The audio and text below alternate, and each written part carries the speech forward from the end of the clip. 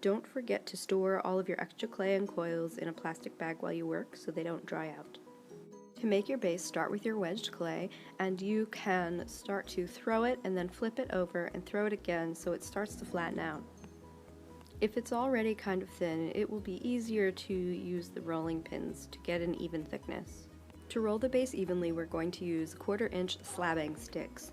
These are sticks along which I can roll the rolling pin to prevent the rolling pin from going any thinner than 1/4 inch. One way I can cut an even circle is to just use either a knife or needle tool to cut around a yogurt cup or some other round object. Another way I can cut a circle is to use one of these old compasses that loosens up. I can put my needle tool in it and then tighten it up and use it to cut a circle into a clay.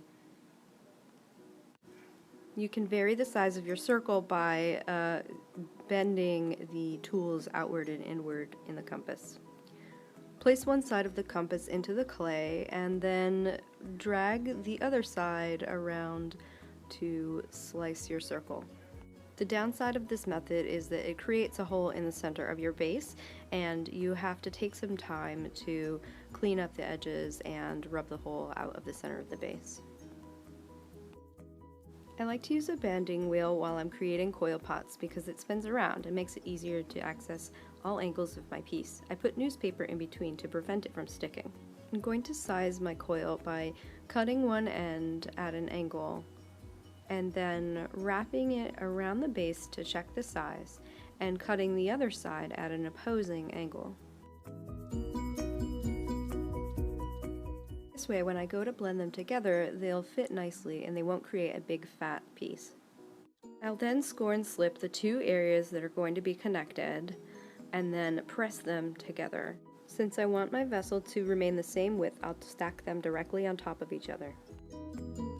I'm going to continue doing this same process, scoring and slipping and adding coils until about 4 or 5 coils are built up. Once 4 or 5 coils are built up, I'm going to support the outside with one hand and then smooth the inside with the other or with a tool. This blending process is what ultimately holds the whole thing together and also seals up any holes that might exist. If I want to smooth the outside, I can, but I like the look of the coils, so I'm going to leave them. At the very least, the inside needs to be blended. My pot is now a little too wet and flexible, so I'm going to hit it with the heat gun just a little bit to stiffen it up so it will hold more weight. I can't go too far with this, otherwise it'll get too dry.